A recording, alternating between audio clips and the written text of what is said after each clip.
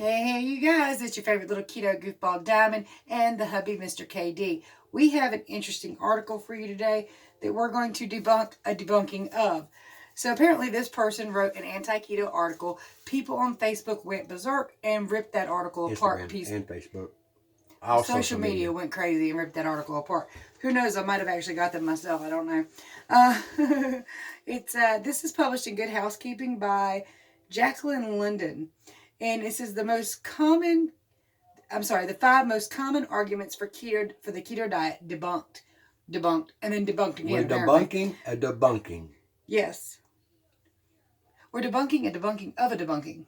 We're debunking a debunking of a debunking. You got that debunking? So, first of all, for those of you who don't know me, I have used keto to lose 141 pounds and get rid of 25 medically diagnosed diseases. No, 24 of 25. I still have one left, but that one's rather stubborn and has been with me for a long time. That's me. I'm the stubborn. Okay, well then two diseases that I can't get rid of. So anyway, these squishes. We're going to read this article to you, and please feel free to comment and tell us your take on things, and don't play with my fat rolls. My jelly. Your belly. That's my jelly. Hand up would be your boobie. Yeah, but that's a hand up. That's down there. She played with her boobies. Oh my God. All right, so it says, the 5 most common arguments for the keto diet debunked. When we advised against this trendy eating plan, social media didn't react very kindly. I don't think it was me. It might not have been. When I wrote about why the ketogenic diet is total BS, the internet didn't take too well to it. People on Facebook called it false, intellectually disingenuous, and even straight up terrible. One reader even devoted a whole blog post, I swear it wasn't me, to dissecting the information line by line. Now, if they had said vlog post, it would most definitely been her. All right. So the keto diet, a low-calorie, high-fat eating diet, false already. Keto is not a low-calorie diet, okay? It is not. I lose weight quite effectively at 5 foot tall, 41 years old, eating 2,500 calories. It's low calorie for me. That's only because you eat low calorie. I literally have no calories today. Well, I take that back. I had a shake, but that's it. He's working on his OMAD, okay? That's on him, though. So, okay, sorry. The keto diet, a low-calorie bullshit, high-fat eating plan, touted by celebrities and Instagrammers alike, and YouTubers, damn it. You're a celebrity? Well, actually, you are a celebrity. So, yeah, okay. I wish I was a damn celebrity. Yeah, you got over 4,000 followers. You're a celebrity. That does not make you a celebrity. Yes, it does. Makes you minimally possible. More people, there's probably more people that know about you than an actual celebrity. I highly doubt that. And one day it will be. It's a nice thought, though. So share this video. Maybe your friends will share it, too. Anyway, sorry. Damn, you got me all messed up. Touted by celebrities and Instagrammers alike, aims to activate the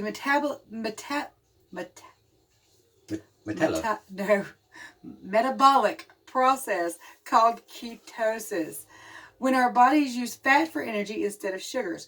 Followers say it helps them lose weight and gain energy. It does. And they still get to eat bacon and butter. You do. My response: the ketogenic diet may work for you personally right now. And if that's the case, then go for it. As long as you inform your physician about your diet, medical history, and medications, it's your choice to eat keto and make it work for you. Now, technically speaking, that's not a bad idea to inform your doctor what kind of diet you're on anyway, because they need to know all your information. But you don't need to. I gotta say I disagree with that, because many healthcare professionals who are misinformed will tell you, don't do it, it'll kill you. Ignore them, but when they come screaming at you, you got ketones in your body and there's a problem. They did that to him. You should tell them you're on a ketogenic diet, because my doctor has said nothing else to me about it. Yeah. He's like, we do have one issue. There are ketones in your urine. And it's like, well, he's on keto. And they're like, okay, cool. So, I mean, many doctors don't disagree with it. My own doctor told me. My personal opinion, do tell your doctor. That way he ain't being blindsided. But when he tells you should be off of it, you tell him very politely, no thanks, doc. I'm losing weight on this diet. Unless there's a health risk, I will continue it. But the problem is many doctors will say there's a health risk even when there's not. So my point, you know what? do your own research. Do yours. Really dive in. Really figure out what's going on. My doctor, when I first lost 100 pounds, said, "You're doing great. Keep doing what you're doing, but your cholesterol's just a little bit high. No fat, no salt." No. And she was a little annoyed that I wouldn't take the cholesterol medications, but I already knew that my cholesterol would even out and would normalize. So, I mean, do your research. Know what you're doing. Know what you're thinking.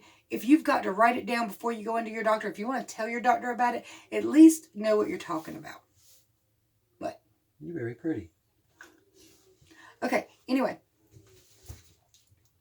But from a public health standpoint, making a sweeping generalization in the support of a diet would be negligent. It's my job as a registered dietitian.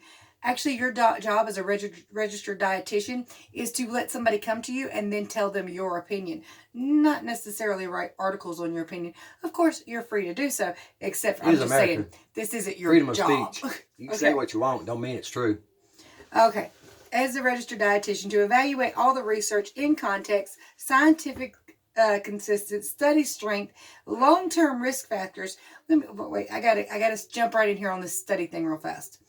Studies, outcomes, and scientific conclusions are usually based on who's paying for the research. If Little Debbie gave these doctors enough money, they would tell you that crap was healthy for you. And they can prove it. It'll even make you look younger, make you feel like a kid again. They would if they could get paid enough for it. So, okay, I'm just saying. Collectively, the existing information indicated... No. I'll be right back. Continue. Are you sure? Yes, I'll be right back. Okay, collectively, the existing information indicates that the keto diet can lead to nutrient deficiency and prove difficult to adhere to long term. Nutrient deficiencies.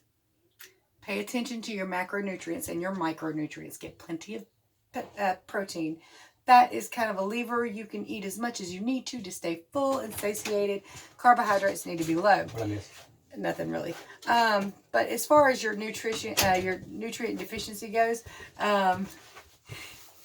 be mindful of certain things like potassium, magnesium, and sodium. Salt your food. Eat plenty of green leafy vegetables, and you should be fine. Drink plenty of water, too. Can prove difficult to adhere to long-term. Bullshit. 880 days. Language. Sorry. Oopsie. Put it in this swear jar. Put it in this. I ain't got no money to put in a swear jar. Thanks for the quarter. I will go after that. That's my drink money. Okay, so anyway. Still, I read through every response to my original article. I've included some of these comments below. One that represents common opinions about the keto diet to elaborate on where I stand. There's tons of research on the ketogenic diet. The article, it said, this article is intellectually disingenuous. The author obviously spent little time researching ketone production and its use through all of human evolution. Keep eating sugar and promoting the SAD, which means Standard American Diet. It's killing people perfectly well. Yes, it was. The Standard American Diet was legitimately killing me. Still killing people. It's not killing you no more. It's still killing people. You got to be careful with that crap. It was killing me. I was 37 years old and I was going to die. I think you've heard Diamond say this over and over. Sugar's not bad. Carbs not bad. Overconsumption is bad. Even on a ketogenic diet, well, you can't really overconsume fat because you're gonna get full. But if you could, that would be bad. But you can't, so it's not an issue. It's very difficult to overconsume fat. Anything you eat, if you overconsume, that's bad, regardless of it being sugar, fat, salt. I mean, you can have too much salt. But give me a good old fatty piece of steak. I'm a thrilled little chick. Like I said, the difference between keto and SAD, you cannot overdo it on the fat. You literally cannot. But you can overdo the hell out of some carbs. That's because carbs burn fast, and in 2 hours you're hungry again. That too, but you can, for some reason, if you overeat your fat, you're miserable pretty quick. If you try to overeat carbs, your belly will just keep expanding. I don't know how I can shove so many carbs down my throat and very little fat. But anyway, all right, so in response to that comment, the writer writes, "You're right that there is some research on the ketogenic diet, but not much looks at the long-term effects on overall health and weight maintenance. There's a reason for that. Not a lot of people have been doing it long term. Now, once we've gotten a lot of people doing this for years and years, then you can research the long-term effects. Now, you do have some, I know of some people that have been in ketosis or thereabouts for 20 some years. So you do have some. And you also, I can tell you right now that there are people in their 70s and 80s that email me that watch my channel who feel like they're 40 and 50 again. Okay, and if that can do that for you and you can improve your quality of life, yes. Can I email them back, find out what they're doing? Because I'm 40 and I feel like I'm 80. You haven't been doing keto long enough yet. We'll get you there. Partially, anyway. All right, so the best studies conducted for more than 1 year looked at the impact of the keto on pediatric seizure disorder. Now, you hear a whole lot about this, okay? So the longest studies are going to be on pediatric seizures because it was used for seizures in children starting like the 1920s. So that is going to be a long-term study. The benefits for epilepsy in these cases outweigh the potential risk. For me, there's been no risk. I'll stake my life on it. All right. In fact, one 10-year study conducted on keto and epilepsy management in children found the following side effects. Constipation, well, duh. High triglycerides, I'm going to have to call BS on that. My triglycerides were in danger level, and they have normalized on keto. What is that? It's really a marker to tell you more about whether you're going to have a heart attack or not. But, well, I mean, where's that from? What? Like, what? I don't understand. High triglycerides is just something in your bloodstream that it's kind of an indicator of whether or not you're close to a heart attack. If the higher they are, the more dangerous they are. Oh, so that's how the EKG works. Probably tracks them. I don't know if it actually does that or not. But I do know that mine were in danger level and now they're normal. So 40%. Higher cholesterol, 29%. High cholesterol only comes when your body's in repair mode and trying to fix itself or when you're fat burning. What? I wanted to say that. Oh, sorry. I've repeated it so much it's stuck in your brain, isn't it? Diarrhea, only if you eat too much fat. I have never had diarrhea on keto.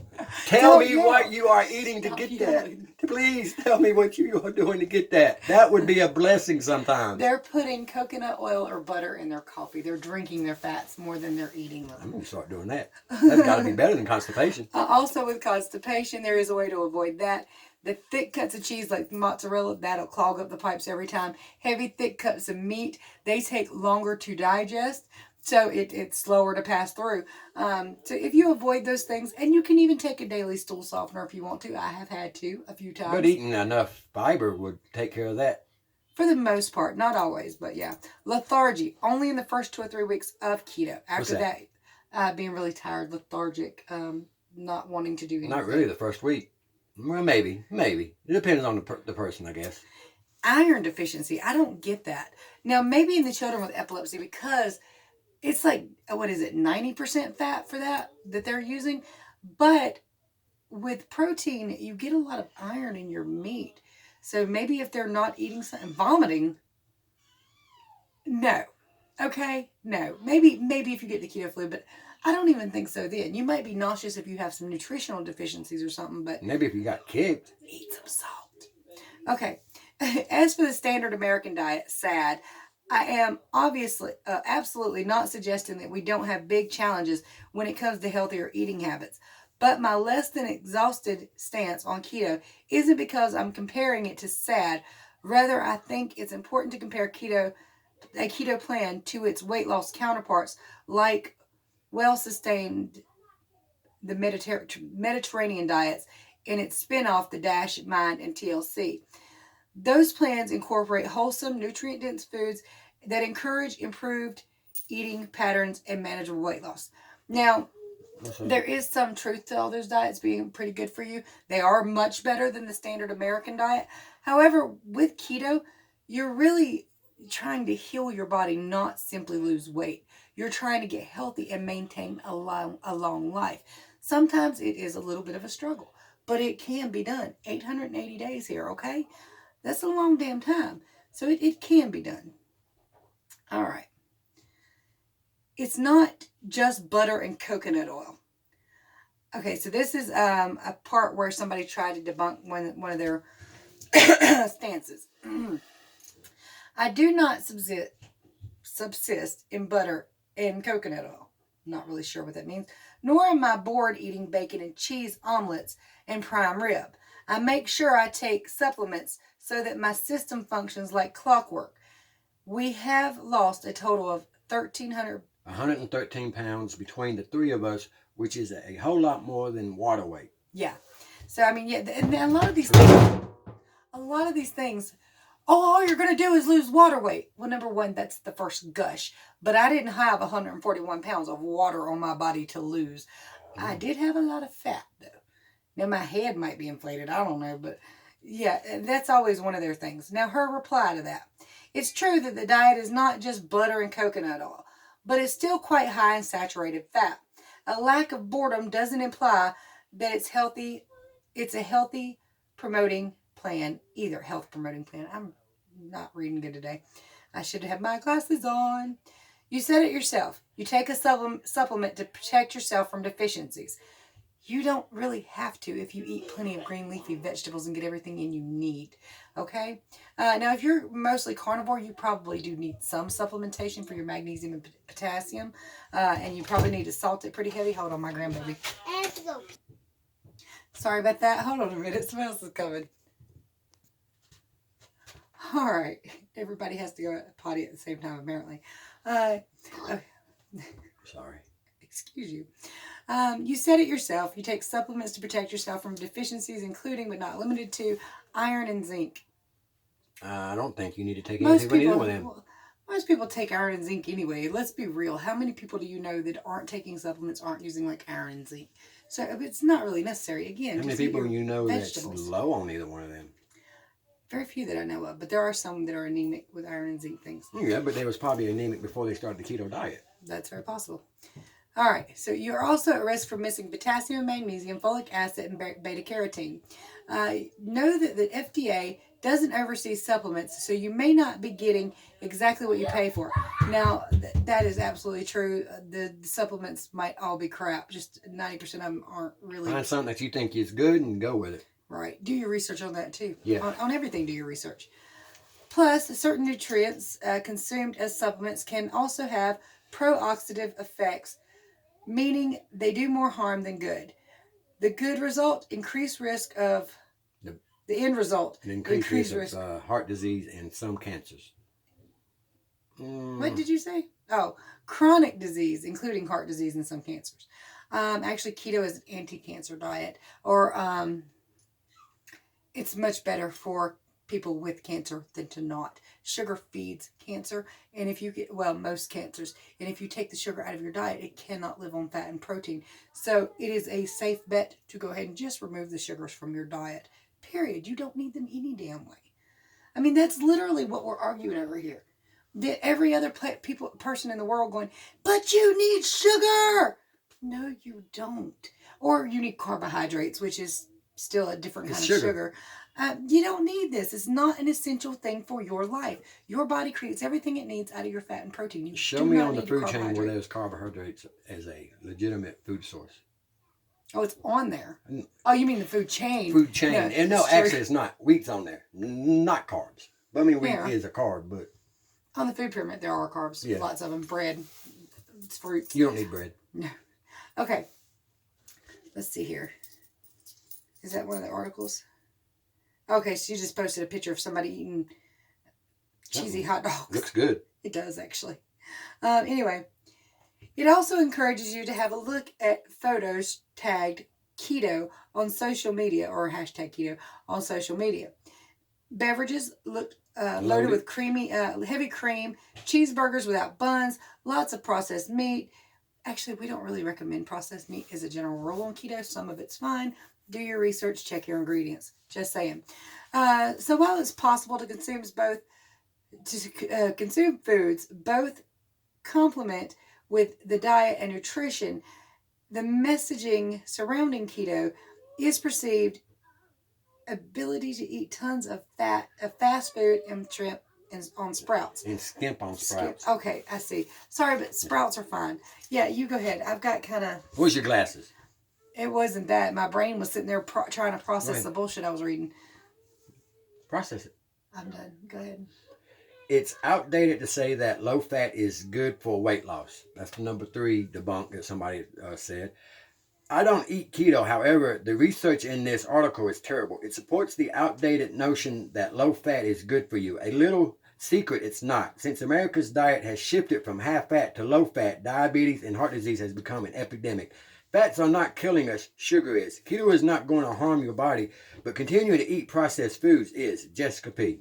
Jessica P, darling, I don't know you, but I love you. You are righteous and rock on. Her debunk to this, I couldn't agree with you more that extremism in our diet culture has created undeniable issues as a result of low-fat, high-carb processed food. But the point of the keto debate is not comparing it to junk food, but rather the benefits of a Mediterranean-style eating plan.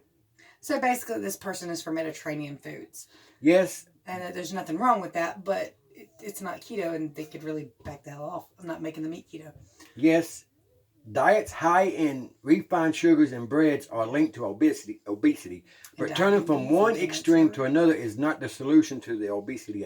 Yes, it is. Actually, it was the solution for many well, people. first off, keto is not a extreme diet. You're cutting out one food group. That is not essential to your body in the first place. We know that extreme diets such as keto, again, not extreme, may include induce weight loss. However, recent studies indicate that the extreme fat intake required to bring your body into ketosis may also have negative effects.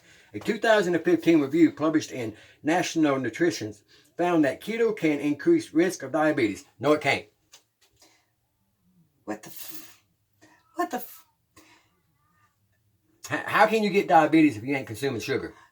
Diabetes, or at least type 2 diabetes, is basically your body's allergic reaction and overreaction to sugar. If you remove sugar from your diet, you can't have that reaction. Therefore, it is the healing mechanism to getting rid of type 2 diabetes. Now, this next one I can contest to. No, I have not been on keto long, but I have been on long enough for it to have an effect on my body.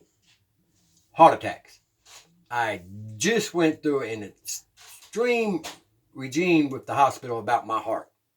I've been hooked up to an EKG, and everything was perfect across the board. But to be extra sure, my doctor sent me for a stress test. I passed it with flying colors. No problems whatsoever with my heart, and I have been keto since October. So if it increased on heart attack, and I'm 42 years old, it ain't increased in me. Now let me big league you there. Before I started keto, they had done an EKG on me and said I had had a significant heart event, that potentially a heart attack, and I was 37 years old. I was also 311 pounds. So I just had an EKG the other day. Seemed to be all good. Now I do have a referral in to see a heart doctor just to be sure that some of the arteries in there aren't what's causing my blood pressure. Yeah, mainly for your blood pressure. Right. You want that because you can't get answers and you're hoping they can. That's don't want to get confused. There's nothing wrong with her heart. She just wants to. I want to be sure there's no hardening of the arteries and stuff. Since they, focus on the heart, they probably have a little bit better understanding about the blood pressure. So. Right. So, I mean, they also sent me to a kidney doctor to have my kidneys ultrasound to make sure it wasn't none of them arteries, and it wasn't. So, yeah, I don't think it causes heart disease, but I do think it can cure it. Okay. Found that keto can increase risk of diabetes. No, we said it could. Heart attacks. It depends on the person, but not likely. And if it is, it's not keto doing it. You have another problem. And strokes in children treated with epilepsy risk considering less sufficient than enduring seizures. But one's not beneficial for the overall population, 49% of which is at risk for heart disease. Yeah, if you don't go keto. Matter of fact, 85% of all heart disease is considered a magnesium deficiency. Your body and your diet is deficient in magnesium, and everybody worldwide should really be taking at least 500 milligrams of magnesium per day. You used to get it in the soil, and now you no longer do. Another meta-analysis published in the British Journal of Medicine in 2013 evaluated ketogenic diet versus low-fat diets for long-term weight loss. It found that keto works for weight loss short-term and may lower blood pressure, but it can also increase LDL cholesterol. If it increases your cholesterol, it's because your body's repairing something. Yeah. Plain and simple. So That's been debunked by several doctors. And scientists. If your cholesterol is high and the doctor says take this, say, Doc, it will normalize when my body sees fit. Nobody should be on statin drugs. They're dangerous for your brain, period. The author also says their own research analysis overlooked key indicators for health: liver function, vascular functions, cardiovascular events, and kidney functions. In other words, we don't necessarily know the harm that ketogenic diet can cause. In other words, then why the hell you talking smack? So if you don't know, just guess and say it's bad. Yeah, okay, gotcha. Just go ahead and write a bunch of articles. It's evil and pure. It's evil incarnate because we don't know. Number 4 person wrote, I've lost weight and I've kept it off. Good on you. Works great for me. I lost all the weight I wanted to lose and have kept it off. I like eating this way. I felt better than I ever have. True. When you're on the keto diet, you feel way better. You have way more energy. You go, Heather. Your eating habits are personal, and her eating habits are personal too. Clearly, she's. If you want to lose weight, then you should follow the plans that work best for you. That said, it's still crucial that you look into whether or not you're meeting all your nutrition needs in food form in order to remain healthy over time. The fact that there's not much research on the overall sustainability of ketogenic diet is what prevents many nutritionists from recommending it universally. Okay, well then how about do some research? Do some research. Do your own research instead of just saying it's bad. That said, if the particular eating plan causes immediate weight loss and subsequent gain once you stop, it's not solving any medical or public health issues long term. Stop. I just had a cheat day yesterday. I went up in 4 pounds, 4.2 pounds in fact. You will go up in water weight. That weight's going to take you a little longer, but it will happen. If you quit any diet, if you quit any exercise regime, and you go back to your old ways, you're going to regain. That is a no-brainer.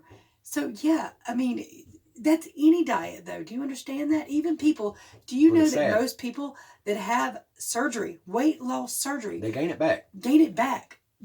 A lot of those surgeries are failures in the long run. Most people never hit their goal weights with that. How is that better? They would recommend weight loss surgery to somebody who's severely obese, but not keto. Really? Sorry. We need that said, if a particular eating plan causes diet-induced weight... Wait, what? Fluctuations. Factor in heavily when healthcare professionals give advice, especially because RDs like me always look to apply the most current, well-researched scientific data to whomever we counsel. A big complement of that is weighing benefits versus risk. And what we do know is that there may be some risk long-term effects of frequently gaining and losing weight. Extreme diets promote doing just that. I think I know a career path for me, other than YouTube. Registered dietitian. Mm-hmm. I can go in there, raise hell, and change some stuff up. It may be more helpful to put this into context. If we are talking about a medication instead of food, would you consider it sound advice to say that taking a certain drug might be safe, but definitely not safe for everyone? And it may only work temporarily and cause damage to other biological systems, not so much. But they put people on medication daily that don't work or causes severe side effects every day. Every day, 5 to 10. If you go to a doctor, you ain't seen one in 20 years, you feel perfectly fine. You walking out of there with 5 prescriptions. What the? Bless you. Okay, good. Sorry. This diet reverse. Well, baby, you know what? Let's do a part 2 to this. Okay, people. There's 1, 2. Nope, there's only one more. All right. Well, let's just read that last one, and we'll give our thoughts on the comment and end this because it's getting rather long. The diet reversed my type 2 diabetes. Mine too, baby. I have been on keto for almost a year. I was on the verge of being placed on insulin with diabetes 2. Since having started keto, I have lost 50 pounds. My HDL has gone up and my LDL has gone down, and I have my triglycerides. My blood pressure is the best that it has ever been. My A1C is at a 5.3, and I have gotten off my high blood pressure meds and cholesterol meds, and my numbers continue to be great. Yay! I just wish my blood pressure would go down, but mine is from... First of all, congratulations. Significantly weight loss is a tremendous accomplishment, and I applaud you for getting where you are now. To your point, This is where the benefits come in. Losing more than 10% of your body weight when you're overweight or obese can significantly improve your metabolic state of health, regardless of how you got there. With that in mind, it is likely your type 2 diabetes reversed caused thanks to the weight you lost, not to or the fact you weren't eating sugar. But sorry, good. Of course, thanks to the weight you lost, not to the diet itself. That's not true. I mean, yes, if you're on a normal diet and you lose weight, will it help your type 2 diabetes? Most likely.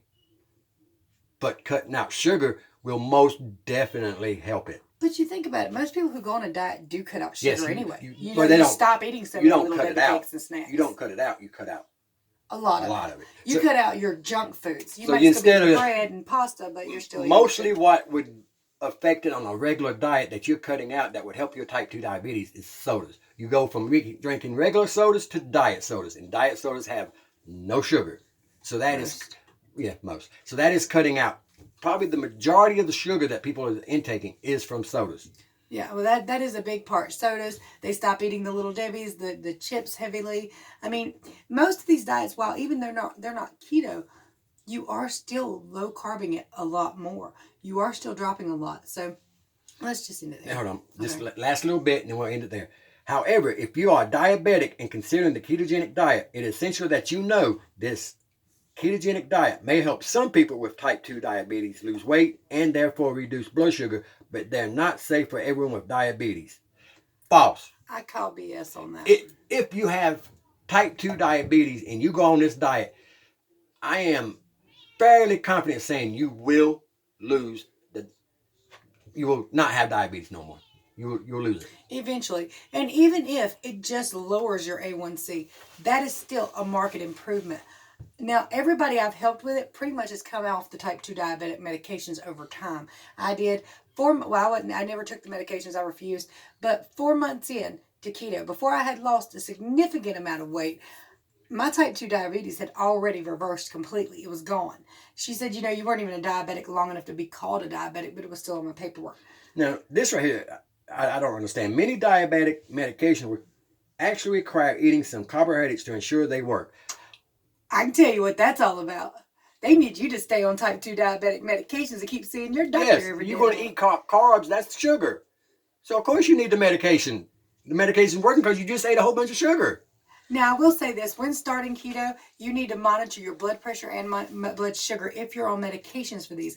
Because high blood pressure can become low blood pressure if you're still on sugar too. While some keto studies have shown improved blood glucose levels, nearly all of the research conducted to date states that the strict parameters have a side effect of decreased adherence over time. Okay, we're going to end it right there, people. But your thought on that? They're all bullshit.